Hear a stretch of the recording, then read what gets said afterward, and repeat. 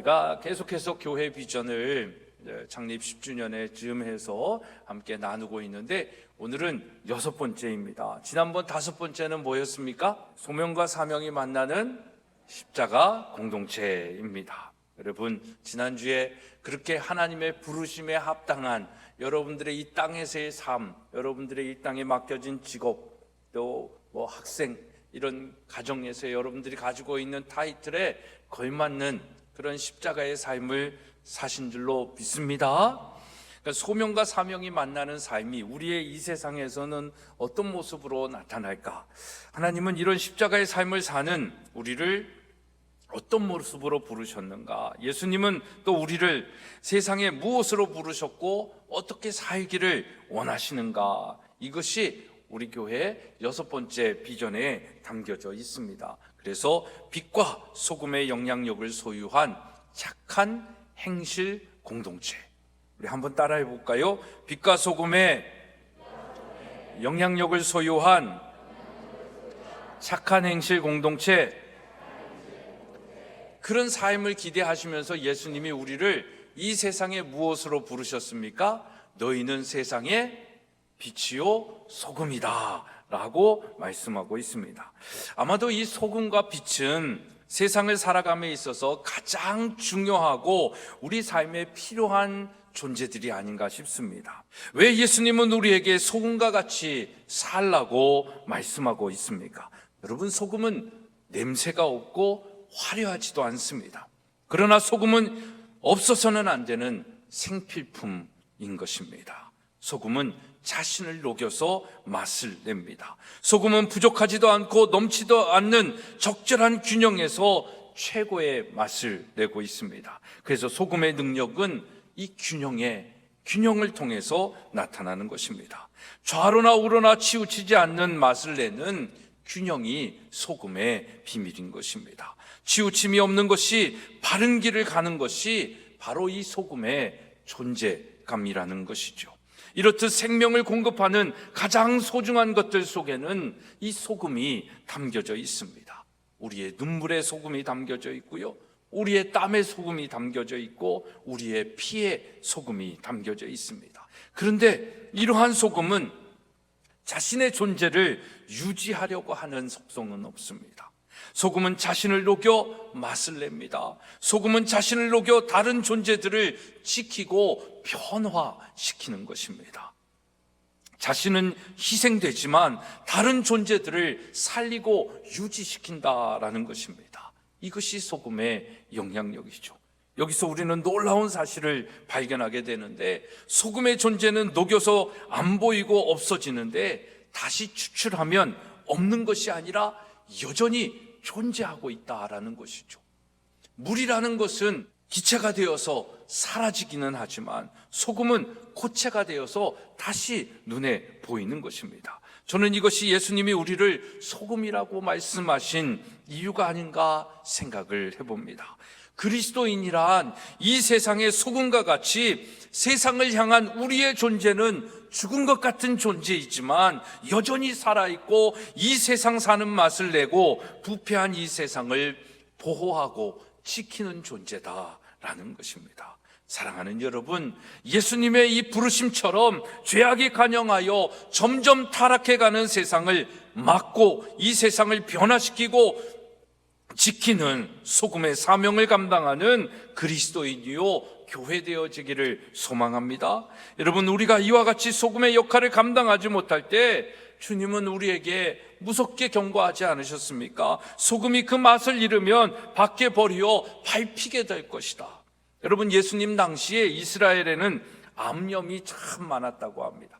그래서 저는 이 암염이 뭘까 해가지고 찾아보니까 아주 미네랄이 풍부하고 요즘은 좋은 재료로 많이 쓰인다고 합니다. 근데 암염은 이 암염을 옮기다가 비를 맞으면 이 암염은 소금기가 다 빠져가지고 쓸모없게 되어진다라는 것이죠. 오늘 이 시대에 소금된 그리스도인들이 비 맞은 암염처럼 그 맛을 잃어 세상 사람들에게 밟히고 있는 것은 아닌가 생각하게 됩니다. 우리가 그 맛을 잃어 세상 사람들에게 비웃음을 당하는 불쌍한 존재가 된 것 아닌가라는 것이죠. 맛을 잃은 존재인지도 모르고 오히려 교만하여 남을 판단하고 정죄하는 그런 교인은 아닌지, 그렇다면 이제라도 회개하고 소금의 맛을 회복해야 될 줄로 믿습니다. 교회 다니는 사람이 아니라 그리스도인이 되어야 하는 것입니다. 맛을 잃은 소금이 아니라 맛을 낼 수 있는 영향력 있는 소금이 되어야 합니다. 우리가 이런 소금과 같은 존재가 되면 이 세상은 조용히, 그러나 분명 새롭게 변화되기 시작할 것입니다. 오늘 본문은 산상수훈에 있는 천국 백성의 사회적 사명을 예수님께서 제자들에게 말씀하고 있습니다. 너희는 세상에서 복음 진리로 맛을 내고 죄악의 부패를 방지하기 위해서 자체를 희생하는 희생의 제물이 되라는 말씀인 것입니다. 오늘 우리는 세상에 이 민족에 존재하는 소금과 같은 존재가 되어야 할 줄로 믿습니다. 이것이 우리의 비전인 것입니다. 예수님은 또한 우리를 너희는 세상의 빛이다 라고 말씀하고 있습니다. 빛 또한 인간 생활의 필수적인 존재가 아니겠습니까? 빛이 있어야 사물을 밝게 볼 수 있습니다. 빛이 있어야 어둠을 물리칠 수 있습니다. 빛이 있어야 생물이 살아날 수 있고, 빛이 있어야 우리는 따뜻함을 느낄 수 있습니다. 빛이 있어야 계절의 아름다움도 계절을 따라 빛이 비칠 때에 눈의 아름다움을 볼 수 있고, 빛이 비칠 때에 단풍의 아름다움을 볼 수 있는 것입니다. 사랑하는 여러분, 이렇게 필요한 빛, 누가 이 세상의 빛입니까? 누가 빛의 사람으로 부름받았고 빛의 사명을 가지고 십자가의 삶을 살아야 하는 것입니까? 예수님은 오늘 너희는 세상의 빛이라고 말씀하고 있습니다. 여기서 너희는 누구를 이야기하는 것입니까? 그 당시는 제자들이었겠죠. 제자들의 여러분 면면을 살펴보십시오. 그들은 그렇게 뛰어난 사람들이 아니었습니다. 배우지 못한 사람도 있었고, 직업이 별로 좋지 않다라고 오늘날 평가되어지는 사람들도 많이 있었습니다. 사회적 영향력이 별로 없는 그런 사람들이었습니다. 그러나 예수님은 그들을 세상의 빛으로 삼아주시고 제자들에게 영적 권세를 주었습니다. 그 빛의 사명을 감당한 제자들이 1세기 암흑 속에 있는 그 세상 속에 밝은 빛을 던졌습니다. 그 빛이 세상을 뒤집어 놓았고 그 세상을 개혁했던 것입니다. 그렇다면 오늘 이 시대의 빛은 누구겠습니까? 바로 오늘을 사는 그리스도인, 바로 저와 여러분인 줄 믿습니다. 여러분, 그리스도인은 빛 대신 예수님으로 말미암아 거듭난 새 생명을 얻고 풍성한 삶을 나누는 사람들을 의미합니다. 우리 그리스도인들은 빛된 삶으로 거짓과 불의가 통하지 않는 세상을 이루어 가야 할 사명이 있다라는 것입니다. 우리는 이런 빛을 소유한 그리스도인입니까? 빛은 길을 인도하지 않습니까? 그래서 그리스도인은 평안과 행복, 자유, 구원의 길, 곧 예수 그리스도를 알고 자신은 물론이거니와 다른 사람을 그 길로 인도하는 빛의 삶을 살아야 하는 것입니다. 빛은 경고를 의미하기도 합니다. 위험이 있는 곳에 빛을 비춰 사고를 대비하지 않습니까? 그래서 우리 그리스도인들은 이 시대의 위기를 알고 죽음과 멸망을 경고하는 예언자적인 사명을 감당해야 되는 것입니다. 빛은 생명을 부여하기도 합니다. 빛이 있어야 생명이 자라고 열매를 맺습니다. 그리스도인은 빛을 잃은 세상에 빛이 되어 다시 살아나는 생명력을 주고 열매 맺게 해야 한다라는 것입니다. 그렇습니다, 여러분. 빛의 역할을 못하면 세상은 어두워지고 문제가 생기고 질서가 무너지고 사고와 죽음이 연속인 것입니다. 상식과 양심이 무너지는 것입니다. 지금 우리가 경험하고 있는 이 시대가 바로 그런 시대가 아닙니까? 그래서 죄악이 관영하고 타락한 이 세상에 예수님은 예수님을 따르는 자들을 빛이라고 말씀하고 있습니다. 빛의 사명을 주셨습니다. 그런데 빛으로 부르심을 받은 우리의 모습이 어떠냐 하는 것입니다. 우리는 빛이신 예수의 사람으로 살아가고 있습니까? 우리로 인해 진리의 빛이 이 땅에 드러나고 나타나고 있습니까? 그런 빛이 되려면 빛은 어디에 있어야 됩니까? 예수님은 이렇게 말씀하십니다. 오늘 본문의 14절 15절의 말씀을 보면 산 위에 있는 동네가 숨겨지지 못할 것이요 사람이 등불을 켜서 말 아래 두지 아니하고 등경 위에 두나니 이러므로 집안 모든 사람에게 비치느니라 말씀하십니다. 예수님은 우리가 세상의 빛이라는 것은 마치 산 위에 있는 마을과 같은 존재라고 얘기를 합니다. 여러분, 산 위의 마을은 어디서 봐도 다 보여지는 존재감이 아니겠습니까? 우리들은 마치 도저히 숨길 수 없는 산 위에 세운 마을과 같은 존재다.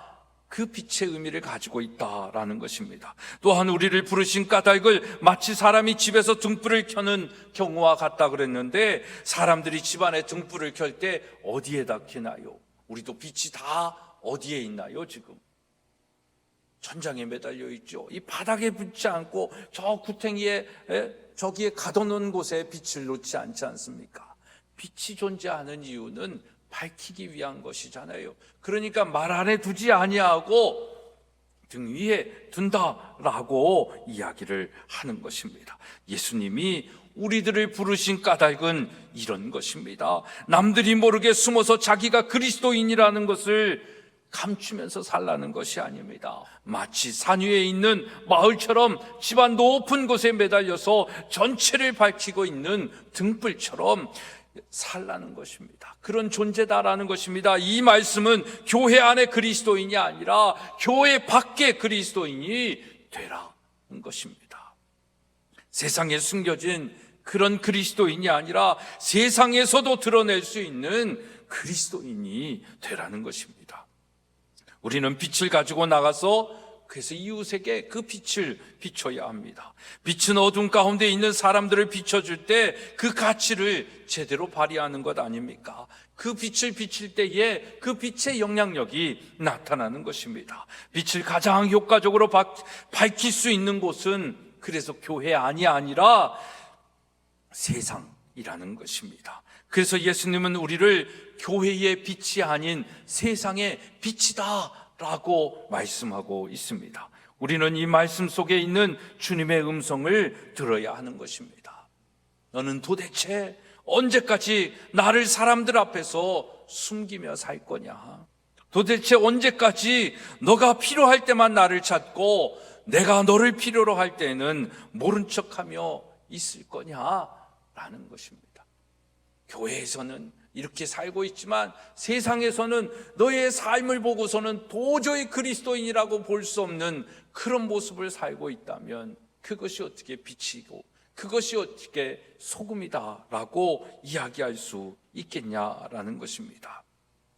이렇게 주님이 우리를 재촉하셔도 우리는 여전히 머뭇거릴 수밖에 없습니다.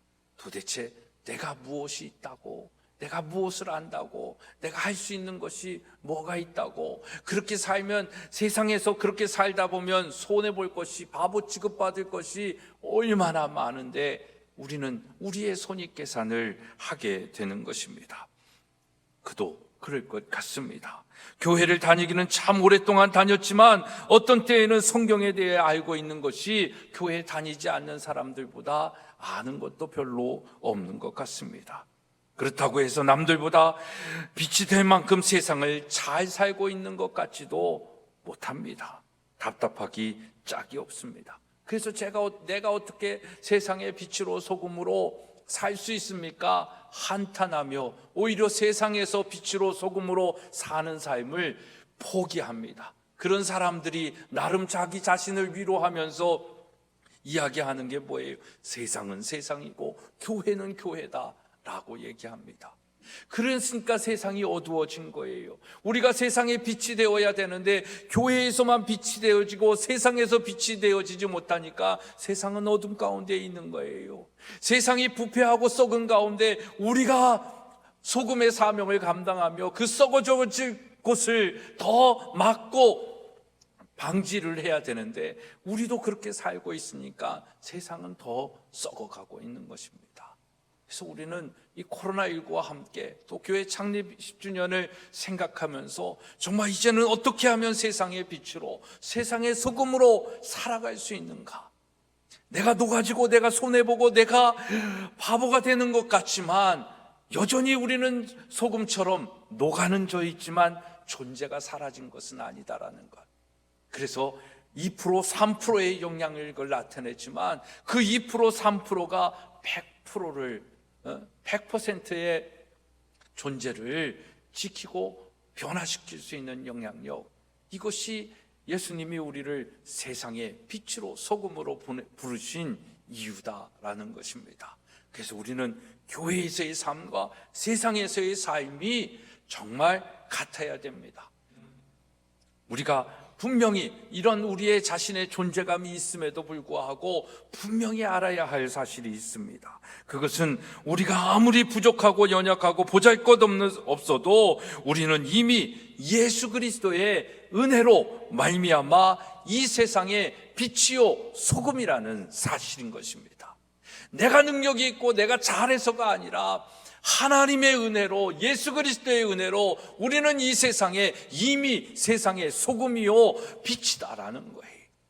문제는 우리가 그렇게 살아가며 우리의 것을 손해보려고 하지 않는 거예요. 세상의 논리로 이 부분들을 감당하려고 하기 때문입니다. 그래서 산 위의 동네가 되었고 소금이 되었음에도 불구하고 그걸 거부하고 있는지도 모르겠습니다. 우리가 지금 빛의 역할을 감당하기에, 소금의 역할을 감당하기에 빛과 소금이 것이 아니다라는 거예요. 하나님의 은혜로 우리가 그렇게 살아간다라는 것입니다. 또 우리에게 빛과 소금의 역할을 감당할 만한 인간적인 그 무엇들이 우리 안에 있기 때문에 우리가 세상의 빛이요 소금이 아니라는 것입니다. 우리는 비록 부족하지만 하나님의 은혜로 빛이 되었고 소금이 되었고 산 위의 동네가 되었다라는 사실을 알고 믿어야 하는 것입니다. 그리고 이제는 그 존재감으로 살아가는 거예요. 그렇다면 우리가 이 세상의 소금과 빛으로 사는 방법이 무엇이겠습니까? 16절에 예수님이 가르쳐주고 계십니다. 우리 한번 16절의 말씀 같이 읽겠습니다. 시작.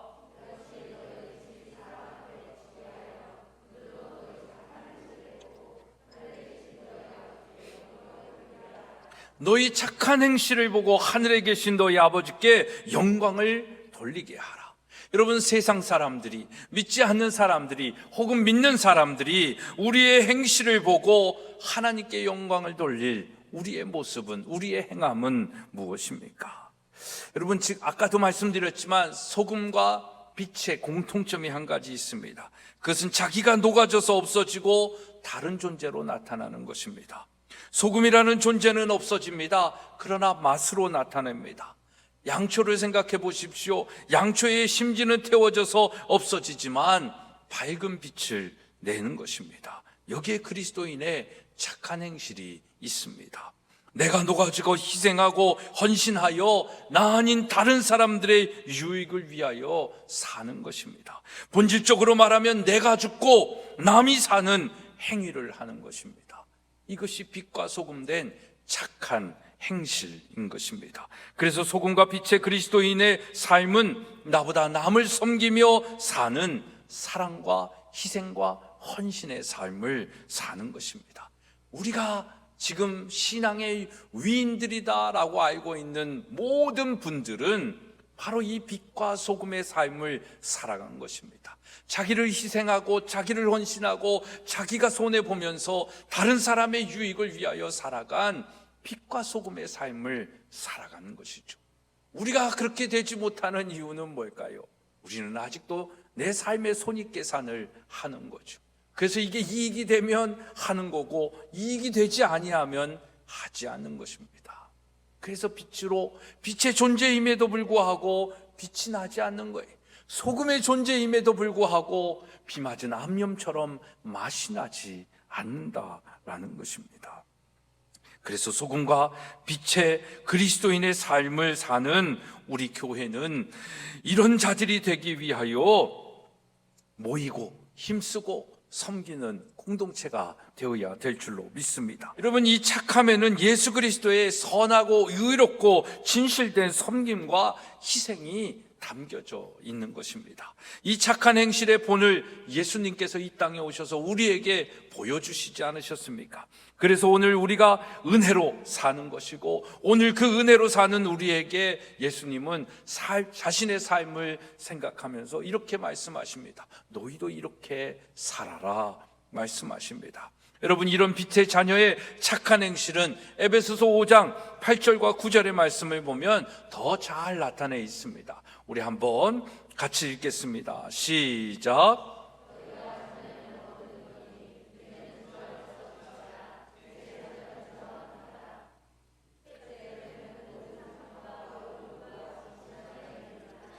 빛의 열매는 모든 착함과 의로움과 진실함에 있다라고 얘기를 합니다. 그래서 너희가 전에는 어두움이었더니 이제는 주 안에서 빛이라. 이제 빛의 자녀로 살아야 되는데 그 빛의 자녀의 삶은 착함과 의로움과 착실함에 있다라는 것입니다. 여러분, 정말 우리 모두가 착해지기를 바랍니다. 전에도 착했지만 앞으로의 이 이후의 시간은 조금 더 착해지면 좋겠습니다. 성경적으로 착함은 너그러움과 관용을 의미하고 있습니다. 착한 척하는 것이 아니라 정말 착한 마음과 행실이, 때에 따라서 착한 척하고 봉사하는 척하고 섬기는 척하는 것이 아니라, 사람이 볼 때만 하는 것이 아니라 남이 보거나 안 보거나 어떤 상황 속에서 정말 착한 행실로 살아가는 사람, 그 너그러움과 관용의 마음이 있는 사람, 그런 사람들을 빛의 자녀다라고, 착한 행실의 사람이다라고 얘기를 합니다. 여러분, 세상이 너무나 각박하며 이기주의적인 세상이 되지 않았습니까?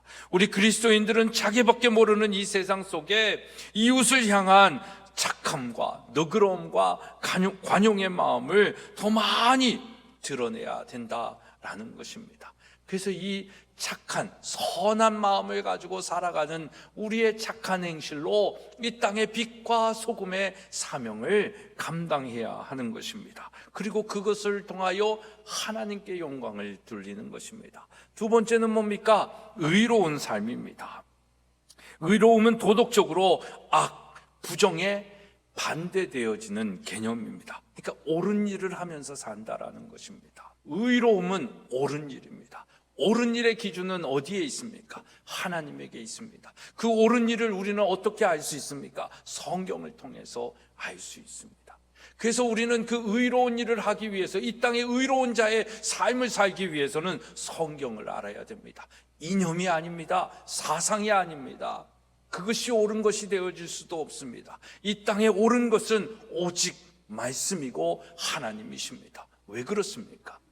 하나님이 이 세상을 창조하셨기 때문인 것입니다. 하나님이 이 땅의 주인이시기 때문인 것입니다. 그것을 믿고 살아가는 자들이 누구예요? 그리스도인인 것입니다. 그리스도인의 정체성은 거기서 나오는 거예요. 그래서 우리는 이 세상을 의롭게, 옳게, 하나님이 보시기에 맞게 살아가야 되는 것입니다. 다른 것을 인정하면서 사는 것, 그것이 옳은 것이 아닙니다. 옳은 것, 하나님의 것을 하나님의 것으로 인정하며 살게 가르쳐 지키는 것이 옳게 사는 일인 것입니다. 의로운 것입니다.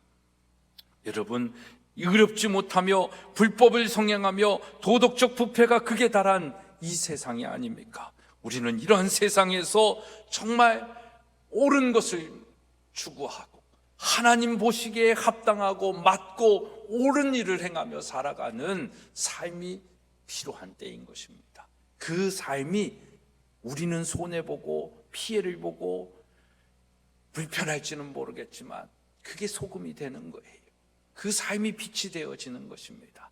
그렇게 살아갈 때 하나님이 영광을 받으신다라는 것입니다. 세 번째는 뭡니까? 진실하게 살아라라는 것입니다. 진실은 허위와 위선의 반대 개념이죠. 이 진실은 정직하게 사는 그리스도인의 삶을 말하기도 합니다. 우리가 사는 세상은 내로남불의 세상이 되었습니다. 자기가 하면 괜찮고 남이 하면 모든 것이 죄가 되고 잘못됐다라고 하는 세상이 되었습니다. 이 세상 속에서 참됨과 정직함으로 진실하게 살아가야 할 사람들이 바로 우리 그리스도인들입니다. 불신이 팽배한 세상에서 그리스도인들은 믿을 수 있는 신뢰성과 정직함이 그래서 필요로 하는 것입니다. 세상 사람들과 그리스도인들이 별반 다르지 않아 라고 하기 때문에 욕을 먹는다고 하잖아요. 그거는 뭘 얘기합니까? 이미 세상 사람들은 그리스도인들은 자신들과 다르다라는 걸 인정하고 있는 거예요. 그리고 다르게 살아주기를 원하는 거예요. 자기들은 부패하고 부정을 해도 예수 믿는 당신들은 정직하게 살아달라는 거예요. 진실하게 살아달라는 거예요. 그런 삶을 볼 때 자기들이 부패와 부정이 있어도 그것을 바라보면서 살아가기를 원하는데 지금은 그런 존재가 없어졌다라는 것 아니겠습니까?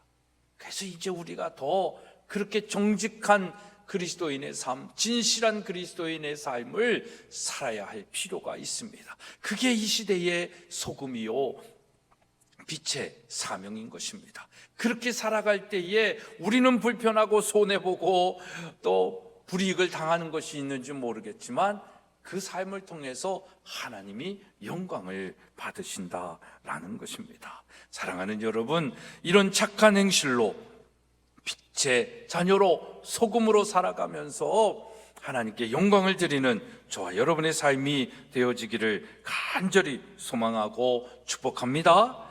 여러분은 누구이십니까? 여러분들은 어떤 존재로 이 세상을 살아가고 있습니까? 말씀드린 것처럼 너희는 세상의 소금이라고 말했습니다. 정말 우리가 소금과 같은 존재로 이 세상에 3%의 진짜 그리스도만 있어도 이 세상은 이렇게 썩어가지 않습니다. 부패하지 않습니다. 그러니까 역으로 얘기하면 통계적으로 기독교인이 15% 있는 대한민국인지는 모르겠지만 3%의 진짜 그리스도인이 없다라는 것 아니겠습니까? 소금과 빛의 사명을 감당하는 그 언덕 위에 있는 마을이 아니라 이 말 아래 가려진 빛으로서의 모습을 가지고 있는 그리스도인들은 많을지 모르겠지만 정말 언덕 위의 마을처럼 저 천장 위에 달려져 있는 빛의 사명을 감당하는 그 빛의 그리스도인들이 3%도 안 된다라고 얘기할 수 있지 않겠습니까? 여러분, 정말 이런 아픈 시대에 신세한탄하고 패배주의에 빠져가지고 기독교는 이제 끝났어, 마이너스 성장이야, 부패했어, 뭐 했어, 그럴 때가 아니다라는 거죠. 내가 잘하면 되는 거예요. 세상이 그랬으니까 나만이라도 잘하자, 이런 사람들이 조금씩만 있어도 되는 거예요. 100명 중에 90명이 필요하지도 않은 거예요. 퍼센테이지로 보면 몇 명만 필요한 거예요? 3명만 필요한 것입니다. 이 3명의 나비 효과가 그 100을 덮는 거예요. 이 3명의 나비 효과가 이 세상을 변화시킬 수 있는 것입니다. 예수님은 한 분 오셔서 이 세상을 변화시켰어요. 그렇기 때문에 우리가 지금 이제 어떻게 사느냐 하는 것이 중요한 것입니다. 그래서 우리 교회는, 또 교회에 속한 우리들은 정말 빛과 사명에 영향력 있는, 영향력을 드러내고 나타내는 착한 행실의 공동체, 정직하고 의롭고 선한 일을 행하며 살아가 그 삶을 통하여 저 사람은 정말 아름답구나, 정말 본이 되어지는구나, 저 마을 위에 있는 가장 기준이 되어지는 삶, 그 삶을 많은 사람들에게 보여주는 거예요. 그리고 그 삶을 보면서 사람들이 하나님께 영광을 돌리는 것이죠.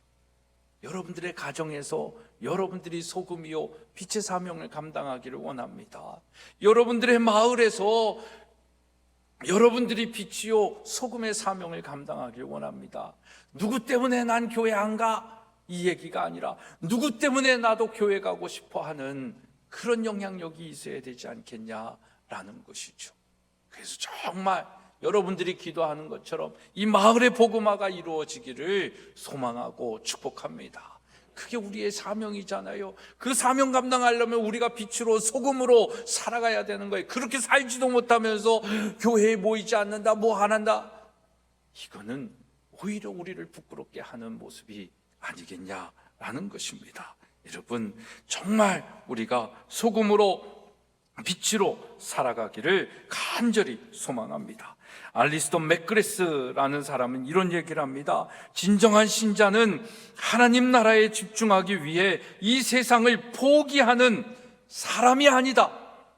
이 세상을 포기하는 사람이 아니다. 이 세상을 더욱 하나님처럼 만드는 사람이다 라고 얘기를 했습니다.